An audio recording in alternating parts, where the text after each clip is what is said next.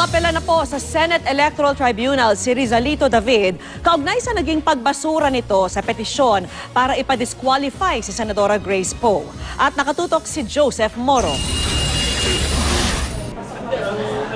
Umaasa si Rizalito David na babaliktarin pa rin ng Senate Electoral Tribunal o SET ang desisyon nitong ideklara si Senator Grace Poe bilang natural-born Filipino. Kanina naghain sila ng motion for reconsideration sa SET. Sabi ng abogado ni David, tila nagkampihan lamang ang mga senador at di raw base sa batas ang desisyon nila. So far as the 1935 Constitution, they supplanted, they misread, misapplied, misanalyzed the article on citizenship. 5-4 ang naging botohan, 5 senador maliban kay Senator Nancy Binay ang bumotong ibasura ang petisyon ni David. Sa concurring opinion ni Senator Cynthia Villar at Mama Aquino, isinalang-alang daw nila ang karapatan ng mga founding o yung mga hindi na nakilala ang mga tunay na magulang. Si Senator Loren Legada naman daw naniniwalang ang pinakamagandang solusyon sa magkakaibang interpretasyon ng batas ay ang pagbibigay ng pagkakataon sa taong bayan na makapili ng gusto nila sa eleksyon. Sabi naman ni Senator Tito Soto, kaya nga raw may 6 na senador na miyembro ng SET ay para masigurong may sasama ang opinyon ng buong bansa dito. It's a closely divided decision, 5-4.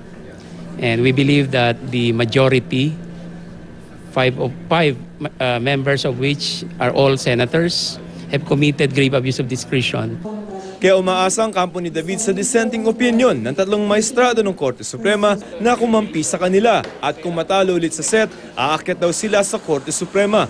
Pero ang sabi ng abogado ni Senator Grace Poe, the Senate Electoral Tribunal shall be the sole judge of all election returns and qualification of the members of the Senate. When you say sole, sabi po ng Supreme Court, it is to the exclusion of any other court, even the Supreme Court. Sa dissenting opinion ni Supreme Court Associate Justice Antonio Carpio at chairman mismo ng SET, sa ilalim ng 1935 Constitution na nakakasakop kay Poe, ang maituturing lamang ng mga natural-born Filipino ay ang mga anak ng tatay na Pilipino. Pero sabi ni Carpio, kung makakapaglabas ang DNA match si Poe, maaari pa rin siyang maideklarang natural-born Filipino. Kaya nga raw sabi ng kampo ni Poe, may paparating pa silang 3 resulta ng DNA test. Ang hope na lang po namin, kung sakasakali po na lalabas yun na positive, solve na po ang problema namin, wala na po tayong pinag-uusapan dito. Para naman sa ilan sa mga kalaban ni Poe, tulad din ng Liberal Party Standard Bearer Mar Rojas at United Nationalist Alliance Standard Bearer Vice President Judgmar Binay. Without any specificity, lahat naman tayo ayaw natin ng isang dayuhan bilang isang Pangulo. At sa dulo nitong lahat, ang pangingibabaw ng batas ang pinakamahalagang pinaglalabanan dito.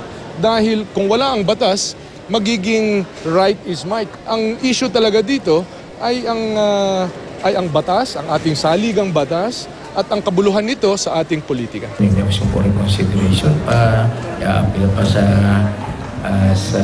Supreme Court, so hindi pa tapos siya. Basta ang alam ko, yan kung sa SET is a question of law, yun kung sa residency is a question of fact. Dito sa COMELEC, may 4 na petisyon pa na humaharang sa pagtakbo ni Senator Grace Poe bilang Pangulo. Bukod sa issue ng pagiging natural-born Filipino, isa pa sa mga basehan ng mga petisyong yan ay yung kakulangan niya ng 10 taong residency para makatakbo siya bilang Pangulo. Naniniwala ang mga petitioner na walang epekto sa petisyon nila sa COMELEC ang naging desisyon ng SET. Mathematical lang naman yun eh. Bibilangin mo lang naman yung number of years na siya ay resident. Nagmarka na ng mga ebidensya ang COMELEC ngayon para sa 3 disqualification cases at sa Miyerkules na ang pagdinig dito. Joseph Morong, nakatutok 24 oras.